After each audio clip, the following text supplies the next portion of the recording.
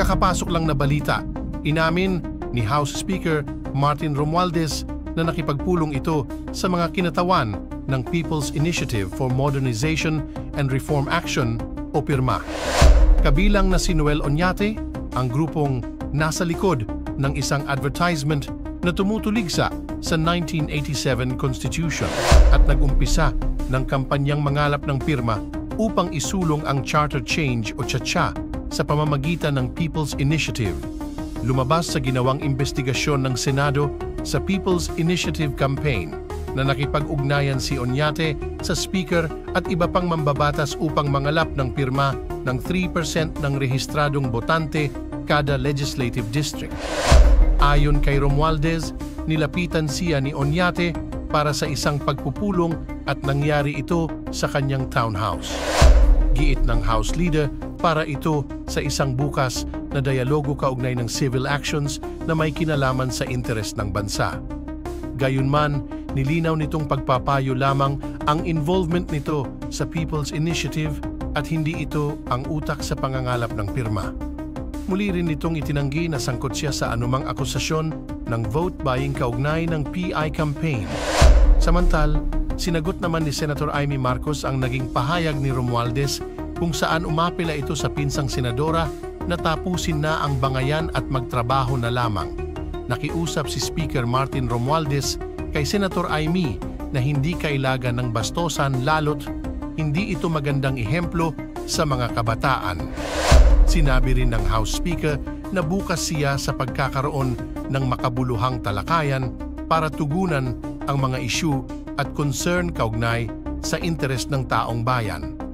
Pero sagot ni Senator Amy sa kanyang pinsan. Nakakatawa.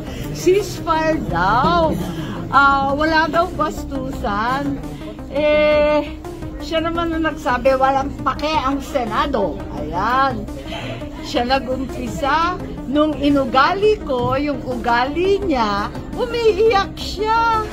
Mukhang malinaw na kung sino talaga ang nasa likod ng PI na yan. Speaker Martin Romualdez. Ang pinaka-incriminating, ang pinaka-importanting napiga ni Manang Amy doon kay Oñate, saan ba ginawa yung pagpupulong na pinag-usapan itong PI na ito? Napaamin niya na ito po ay nangyari sa Forbes Park sa pamamahay ni Speaker Romualdez. Paano yan? Panay-tanggi siya na wala ang kinalaman siya sa PI na yan at walang kinalaman ng congressman dito.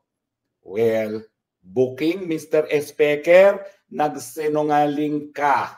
Big time.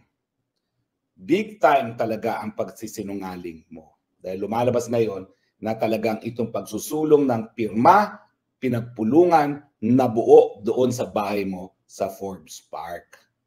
Sarap na mga bahay ng aking mga kaibigan, no? Forbes Park talaga. Abay, nagulat ako. Iba pa palang bahay ito doon sa bahay na napuntahan ko, no? Sa McKinley. Ilan bang bahay mo, Mr. Speaker, dyan sa Forbes Park? Pahingi namang isa. Okay? Si Congressman Marcoleta, nagsalita na kapag napatunayan sa pagdinig na ito, na si Mr. Speaker talaga ang nasa likod ng PI na yan, talagang baka sabihin na niya si Speaker na magbitiyo. Paano yan kung Marcoleta? Mukha naman po talaga na napiga ni Manang Amy ang katotohanan na si Mr. Speaker ang nasa likod nito. Siguro sasabihin mo na ngayon si Mr. Speaker na magbitiw na. Kasi ako dito sa Spokes Hour, ilang beses ko nang sinabi na para tayo po ay magkaisa muli, mabuo muli ang unit team, kinakailangan magbitiw si Speaker. Pero siyempre, sa ngayon po, ang dami nagsasabi sa kanya, solid tayo. Ganyan po talaga ang mentality at kultura sa House para silang mga langgam. Habang malakas ang Speaker, mga langgam na nagsisipsipan. So lahat sila, depende sa Presidente, depende sa Speaker.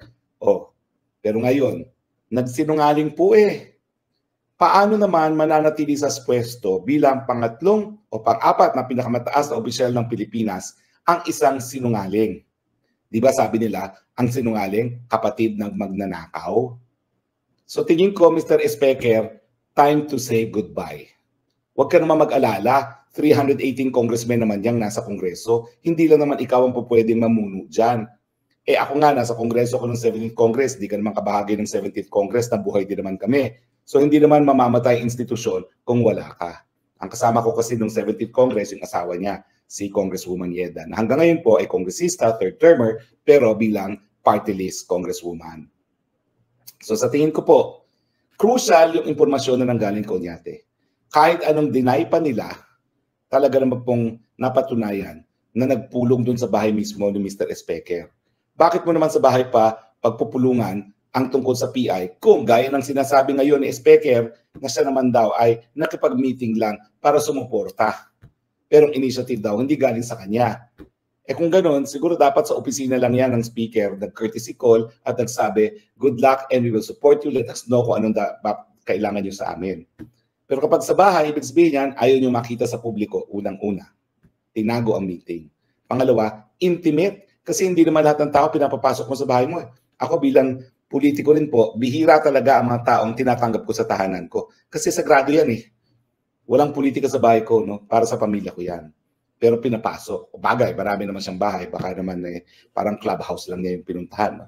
Pero that's not the point po. The point is, denial king. Until na booking. Ngayon, bago ng tono. Na tumulong lang sila sa proseso. Kumbaga, sila ay sumusuporta lamang dun sa pirma at hindi silang nasa likod. Eh paano po yan?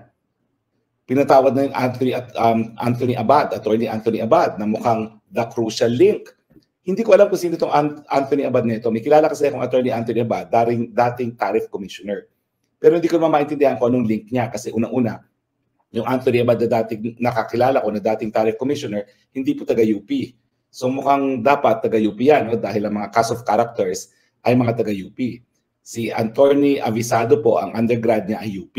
At siya po ay may fraternity. Hindi ko lang po sigurado pero i-verify ko kung siya ay fraternity brother ni Mr. Espeker. I-verify ko po, hindi pa ako sigurado. Pero sigurado ko, undergrad niya ay UP, kung saan pumasok siya ng isang fraternity at ang law naman po niya ay nasa Ateneo. So, anong dapat gawin? Resign.